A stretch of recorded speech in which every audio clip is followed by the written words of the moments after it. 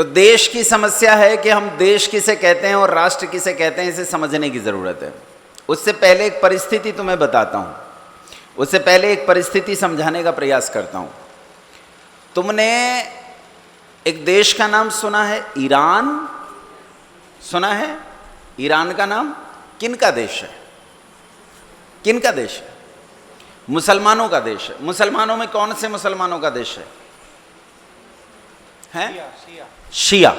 90% शिया रहते हैं, 10% में सब आता है, और जितना भी सुन्नी है, ये है, वो है, सब आते हैं, ईसाई वगैरह भी, और जो हिंदू यहाँ से जाके वहाँ रहते हैं वो सब भी, सब मिला के आते हैं। पूरी दुनिया के जो और भी अन्य कम्युनिटीज़ भी वहाँ रहती हैं, अन्य संप्रदाय भी वहाँ रहते हैं, वो 10% में आते हैं, 90% वहाँ शिया है। ईरान और इराक का झगड़ा बहुत प्रसिद्ध है। ईरान किन का देश है? मुसलमानों का। क्या यह हमेशा से मुसलमानों का देश है? क्या तुम्हें पता है कि ईरान का प्राचीन नाम क्या है? तुमने एक देश का नाम सुना है इतिहास में, पर्शिया? सुना है पर्शिया? वो जो पर्शिया है वही आज क्या है? ईरान है। ये पर्शिया किन का देश है? तो हमारे यहाँ एक बिरादरी रहती है, कम्युनिटी रहती है भारतवर्ष में, जिन्हें पारसी कहते हैं। क्या कहते हैं? पारसी कहते हैं। ये उनका देश है। असल में ये उनका देश कैसे है ये भी बताता हूं तुम्हें। सबसे नए दुनिया में जो है वो मुसलमान हैं, सबसे नया मत। सिख वगैरह को छोड़ते हैं क्योंकि सिख तो भारतवर्ष में उत्पन्न धर्म है, तो उसे छोड़ देते हैं, उस मत को छोड़ देते हैं तनिक देर के लिए। तो सबसे नया मत दुनिया में कौन सा है? इस्लाम है। इस्लाम 1450 साल पहले पैदा हुआ। कब पैदा हुआ? 1450 साल पहले का मतलब है 1450 साल पहले मोहम्मद पैदा हुआ, मोहम्मद पर कुरान नाजिल हुई और तब इस्लाम बना। मुसलमान उसे कहते हैं जो मोहम्मद और कुरान दो चीज़ों पर ईमान लाए। जो मोहम्मद और कुरान में से एक भी चीज़ पर ईमान नहीं लाएगा वो मुसलमान नहीं है, वो मुसलमान नहीं होता है। मुसलमान 1450 साल पहले बने। इससे पहले ये क्या थे? इतिहास उठाकर पढ़ो। वैसे मैंने अपने को मोहम्मद का इतिहास बहुत अच्छे से पढ़ाया था, लेकिन अगर तुम वहाँ का इतिहास पढ़ो, उस जगह का, जॉर्डन जो जगह है जहाँ मोहम्मद पैदा हुए, तो उसके आसपास का इतिहास पढ़ो तो तुम्हें पता चलेगा इनसे पहले वहाँ ईसाई और यजीदी परंपराएं थी। यजीदी एक संप्रदाय था वहाँ का, यजीदी और ईसाई परंपराएं वहाँ थी, क्रिश्चियनिटी की परंपराएं वहाँ थी। इसका मतलब है ये लोग यजीदी और ईसाइयों से तब्दील हुए थे, और यजीदी और ईसाई बहुत आसपास के हैं, तो ये पैदा हुए थे ईसाइयों से। किन से पैदा हुए थे? ईसाइयों से। लेकिन ईसाई कितने साल पहले पैदा हुए? 2023 साल पहले। और ईसाई कौन थे? बाइबिल उठाकर पढ़ो। बाइबिल में यीशु कौन? यीशु कौन? यीशु के अब्बू का नाम क्या था? उसे खुद ही नहीं पता, उसे खुद ही पता नहीं बेचारे। यीशु 2023 साल पहले पैदा हुआ। 2023 चल रहा है ना ईसाइयों का, इतने साल पहले यीशु पैदा हुआ। तो इसका मतलब क्रिश्चियनिटी चली लगभग मोटा मोटी 2000 साल पहले। कितने साल पहले? 2000 साल से पहले धरती पर कोई ईसाई नाम की चीज नहीं थी। बाइबिल उठाकर पढ़ो। बाइबिल में यीशु बार बार कहता है कि मैं यहूदियों का राजा हूं। किनका राजा बनाने की कोशिश करता है खुद को? वो यहूदियों में प्रसिद्ध होना चाहता था क्योंकि वो यहूदी की संतान था। उसकी माँ यहूदी थी, उसका बाप यहूदी था जिससे वो पैदा हुआ, और उसके घर वाले सब यहूदी थे। वो यहूदियों के बीच में पैदा हुआ। अर्थात ईसाई किन से पैदा हुए? यहूदियों से। इसीलिए यहूदी, ईसाई और मुसलमान, इन तीनों को कहा जाता है सेमेटिक रिलीजियंस, अब्राहिमिक रिलीजियंस। ये जो यहूद है, इनका पहला जो पुरखा था उसे इब्राहिम कहते थे। क्या नाम था उसका? इब्राहिम। हालांकि शिक्षा शास्त्रियों का, भाषा शास्त्रियों का कहना यह है कि इब्राहिम शब्द ब्रह्मा शब्द का अपभ्रंश है। वो एक अलग विषय है, फिर कभी बताऊंगा। इसी इब्राहिम शब्द के आधार पर इन्हें इब्राहिमिक रिलीजियन कहा जाता है। तीन, यहूदी, ईसाई और ये बिना मूछ की दाढ़ियां मुसलमान। ये तीन इब्राहिमिक सेमेटिक रिलीजन्स एक ही कोख से पैदा, इनकी तीनों की एक ही कहानी है। क्या कहानी है?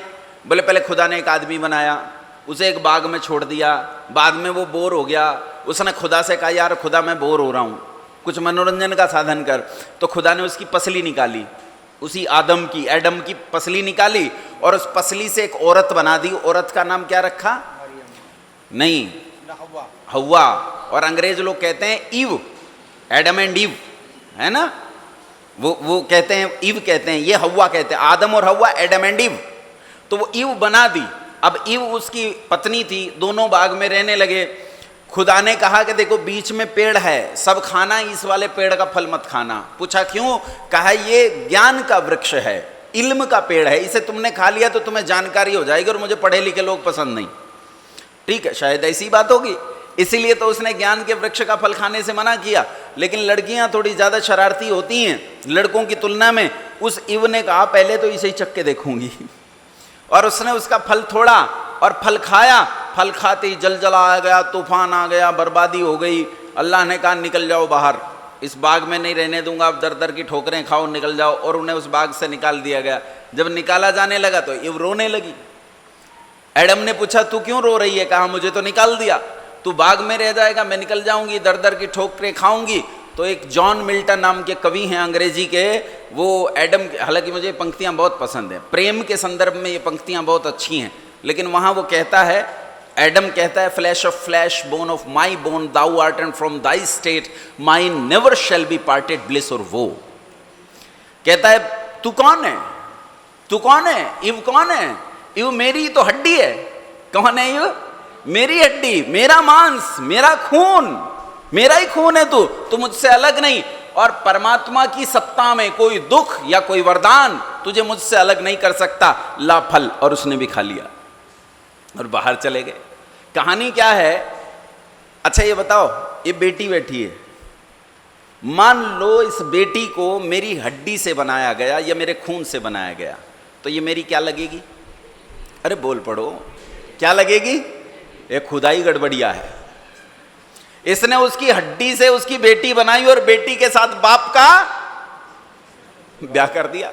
उसके बाद संतानें पैदा हुई और उन संतानों में सगे बहन भाइयों में आपस में विवाह हुआ, इंसेस्ट टाइप ऑफ रिलेशनशिप। ये मजहब है, ये तीनों मजहबों की असलियत है, ये इनका जन्म है। इसे सेमेटिक रिलीजियन, अब्राहमिक रिलीजियन कहा जाता है इन्हें, इन तीनों को। यहूदियों से पहले, यहूदी पैदा हुए लगभग 3.5 पौने 4 हजार साल पहले। तो यहूदियों से पहले कौन था दुनिया में? तो वहीं ढूंढो। तो यहूदियों से पहले यही ईरान वाले लोग मिलते हैं। कौन? पारसी। कौन मिलते हैं? पारसी। और पारसियों से पीछे जाओ तो पूरी दुनिया में केवल एक जाति थी जिसका पूरे भूमंडल पर शासन था।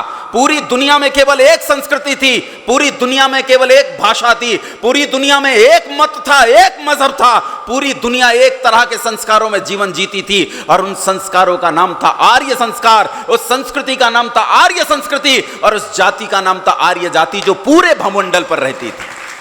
कोई नहीं था उससे पहले। अब सुनो, उल्टे आओ। अभी मैं तुम्हें इधर से लेके गया हूं, अब तनिक उधर से आओ। आर्यों के राम जी कौन थे? अरे बोल पड़ो। हिंदू, मुसलमान, ईसाई, बौद्ध, जैन, पारसी के आर्य कौन थे? राम जी। कृष्ण जी कौन थे? ययाति और दशरथ कौन थे? आर्य लोग थे। इन आर्यों में एक प्रथा प्रचलित थी, ये अपनी जो सामाजिक क्रियाकलाप है उसमें 5 बड़े काम करते थे, 5 महायज्ञ करते थे। पहला महायज्ञ कौन सा था? संध्या ब्रह्म यज्ञ। 2 समय संध्या करते थे, भगवान का भजन करते थे।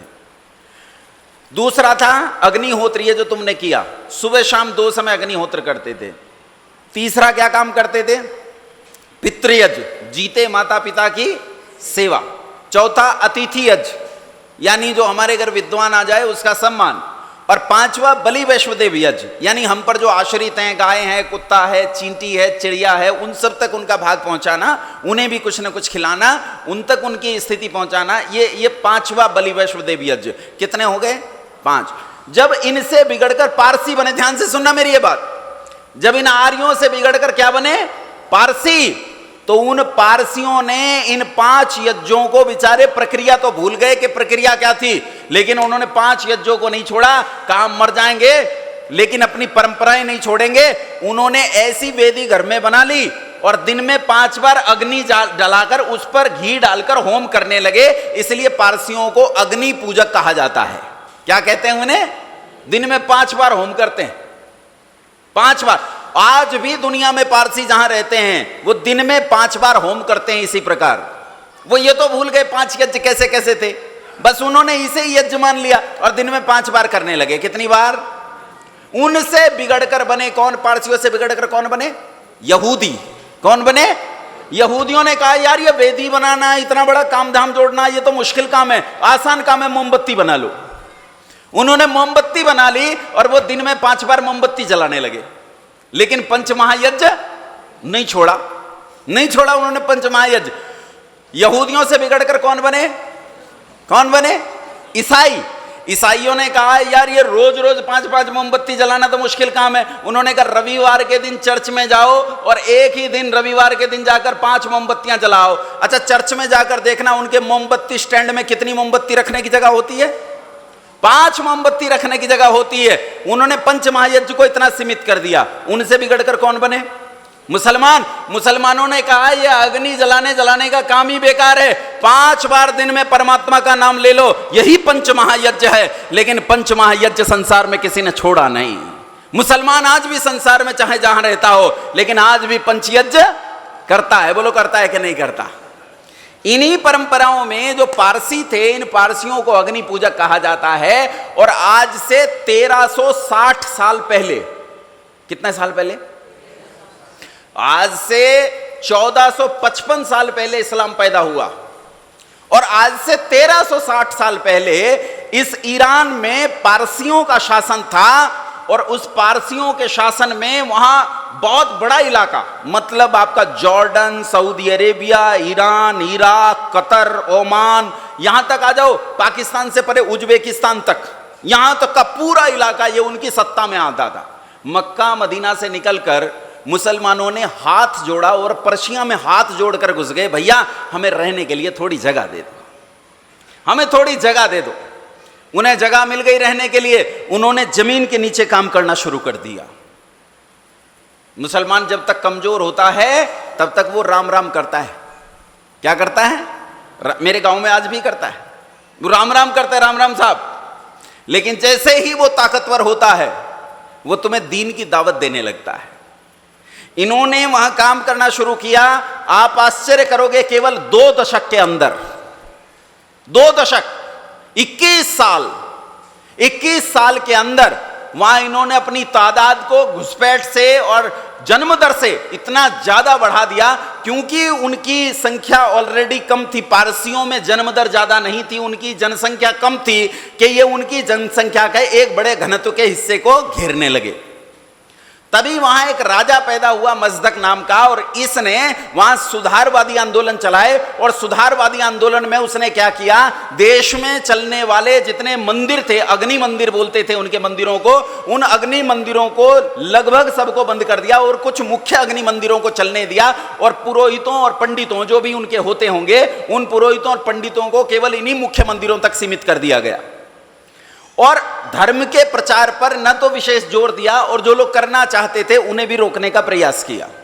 परिणाम यह निकला कि मुसलमानों ने अपना विस्फोटक प्रचार जारी रखा, लोगों का धर्मांतरण हुआ और केवल 2 दशक के भीतर पर्शिया ईरान में तब्दील हो गया। उसका वहां रहने वाले जोस्टियंस लोग पूरी तरह तब्दील हो गए, वो पारसी पूरी तरह बदल गए। वहां के लोगों का पहले उस देश का धर्म बदला, वो इस्लाम हुआ, और उसके बाद धीरे धीरे उस देश के सारे लोगों का धर्म इस्लाम हो गया। और आज वहां कौन लोग रहते हैं? कौन लोग रहते हैं? मुसलमान रहते हैं। कोई नहीं जानता कि पर्शिया नाम का देश दुनिया में था, कोई नहीं जानता कि ईरान पर कभी पारसियों की सत्ता रही। अभी ज्यादा समय की बात नहीं है, 200 साल पहले तक इंडोनेशिया नाम का देश, नाम सुना है इंडोनेशिया? नाम सुना है इंडोनेशिया?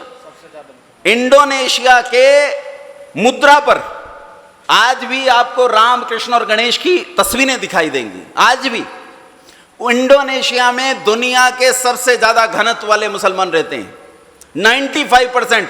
आप आश्चर्य करोगे, आज से 200-250 साल पहले पूरा इंडोनेशिया हिंदुओं का था, पूरा इंडोनेशिया। 100 से अधिक देशों में देखा जाने वाला, सर्वाधिक लोकप्रिय और सबसे अधिक फॉलोअर्स के साथ पूरी दुनिया में आर्य समाज के विचारों का प्रचार करने वाला एकमात्र चैनल वैदिक प्रचार।